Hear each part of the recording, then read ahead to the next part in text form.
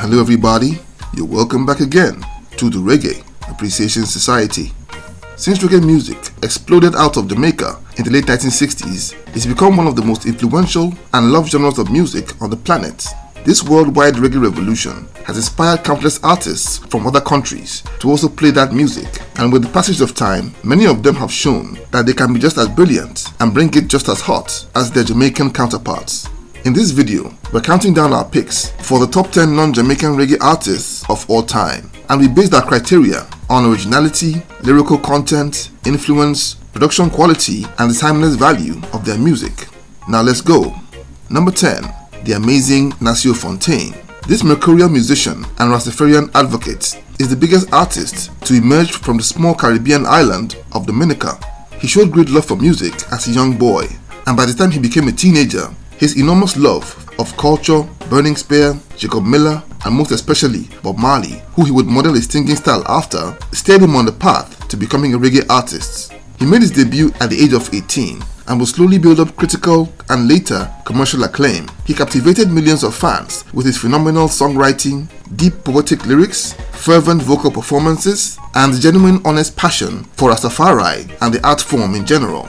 After enjoying underground success for 10 years, he would burst into the mainstream in 1996 when his self-funded album, Reggae Power, was picked up by a US-based record label, getting multiple nominations in the Jamaica and Canadian Music Awards that year, as well as great reviews by Rockers TV and Beat Magazine. And by the 2000s, he was in great demand by fans around the globe and toured regularly with the biggest names in reggae like Gregory Isaacs, Israel Vibration, Tony Rebel, and Culture. For those not too conversant with his music, I recommend you start with his albums titled Living in the Positive and Universal Cry, Thank Me Later. And number 9, coming out of Arlington, Virginia, is the American band Soldier, which is an acronym of Soldiers of Jah Army. This 8-member powerhouse was the brainchild of frontman Jacob Hemphill and Bob Jefferson, who became friends while still in grade school and would form the band in 1997 after adding Ryan Bertie and Kenneth Brownell. Forming a reggae band had been Hemphill's dream since falling in love with Bob Marley's Uprising album at the age of 13. Since releasing their debut album, Creeping In 1998, the band has released 7 more over the years, bagging 3 Grammy nominations and 1 award. In terms of pure commercial success, there are very few reggae bands that can match their numbers, but make no mistake, Soldier is as legit as they come. And coming in at number 8, straight out of Sicily, is the Italian reggae ambassador Albert D'Ascola, aka Alba Rossi. This icon became a lifelong reggae fan after discovering Bob Marley at the age of 5. His career in music began at the age of 15 with a group called the Reggae National Tickets and sang under the stage name of Stina. And as time went by, his growing love for the genre, as well as a growing urge to do his own thing, would see him move to Jamaica in 2001, where he would immerse himself in Rastafari and Jamaican culture in general. His new stage name, Alba Rossi, was a combination of his first name Albert and the term Borosi, a Jamaican slang for a jerk, which he was often called when he first moved to Jamaica. Since releasing his debut album, Soul Pirates, in 2006, he's become one of the biggest artists on the globe, with massive streaming and sales figures in millions, as well as playing more than 200 concerts a year around the globe. His music is pure undiluted roots reggae, with tracks like Herbalist, which is one of my personal favorites of his. A true soldier for the culture who has collaborated with the likes of Kaimani Marley, Protege, The Wailing Souls, and many more. And at number 7, Aswad. This British ensemble, they got their name from the Arabic word for black and were formed in London in 1975. They were signed to Island Records in 1976 and released their self-titled debut album in the same year. An unbelievably tight, gifted band of amazing instrumentalists, they were the go-to backing band for Jamaican artists like Burning Spear and Bob Marley anytime they toured England in the 1970s. After starting out as a hardcore reggae band, they would eventually achieve commercial success due to their versatility when they released their 1988 album Distant Thunder, which had the love song Don't Turn Around, which would reach number 1 on the UK singles charts. They would replicate their success on subsequent releases that lean more towards lovers rock and dancehall. Their 1994 album Rise and Shine contained the top 5 hit single Shine and earned the band their first Grammy nomination.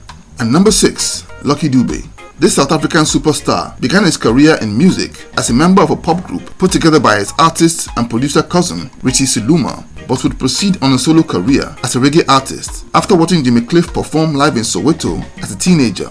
His first reggae album, named Rastas Never Die, was banned by the apartheid government for its political content in 1985. His next album, Think About the Children, was well received and set the stage for a glorious career. His 1987 album, Slave, would cement his status as a superstar and was a very popular album across Africa. But his next releases, in 1988's Together as One and 1989's masterpiece, Prisoner, both sold millions of copies in Africa, all the way to Asia, Europe, and America. An incredible performer, he would wow Jamaican audiences when he delivered scorching shows in his first appearances at the Reggae Sunsplash festivals in 1991 and 1992. He released amazing albums and toured the globe non-stop until his unfortunate passing in 2007. Number 5. UB40. This group emerged from Birmingham, where a large number of other great UK bands also come from. The band was formed in 1978 and went on to become among the most successful and recognizable UK reggae bands ever, with worldwide record sales of more than 70 million records and a staggering 50 songs in the UK singles charts. They are among the most commercially successful reggae bands in the world ever. Their 1983 album, Labour of Love, and 1993's Promises and Lies both reached number 1 on the UK albums charts. They are also one of 2 UK bands that held the record for spending 214 weeks on the UK singles charts in the 1980s. They named the band after an unemployment benefit form and began as friends who knew each other from various schools around Birmingham. The band first comprised of Ali Campbell, Jimmy Brown, and El Falconer. They went on to an incredible successful career and were nominated for 4 Grammy Awards before the band split into 2 in 2008. Number 4 is Maxi Priest. Born Maxwell Alfred Elliott in South London in 1961, he started out as a construction worker and carpenter, building loudspeakers for legendary London sound system Saxon International. He would eventually get the chance to stand behind the microphone and quickly became one of Saxon's star in-house DJs, helping to make that outfit to become London's #1 sound system, along with other star DJs like Smiley Culture, Tipper Irie, and Patu Banton.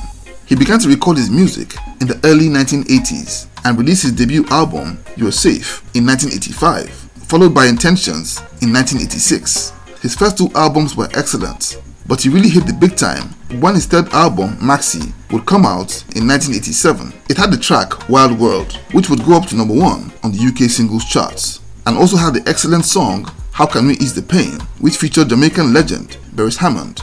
He was already a superstar, but his next album, Bonafide, which came out in 1990, put him on a whole new level.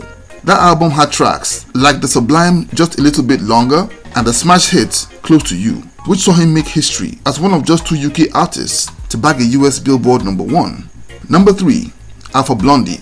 Born Seydou Kone in Côte d'Ivoire in 1953, he had a love for music from his early years and formed a band while still in high school. He moved to New York to study to become a teacher, but while in the Big Apple, he discovered reggae music and never looked back. He returned to Côte d'Ivoire in 1979, and after a childhood friend who was a producer gave him the chance to perform on several TV shows, he released his debut album, Jah Glory, in 1981. The album would become an enormous hit in Africa and Europe, and for his next efforts, he moved to Paris to record his second album, Coco de Rock, in 1984. The title track was recorded with the Wailers Band, and the quality really showed. He returned home to record the brilliant Apartheid is Nazism album in 1985, and would record his next album, Jerusalem, at the Top Gun Studios in Jamaica in 1986. With 18 studio albums under his belt, and backed by one of the world's finest reggae units in his band, The Solar System, he's among the busiest artists in the world, headlining shows alongside the biggest names in world music. And number 2 is Steel Pulse.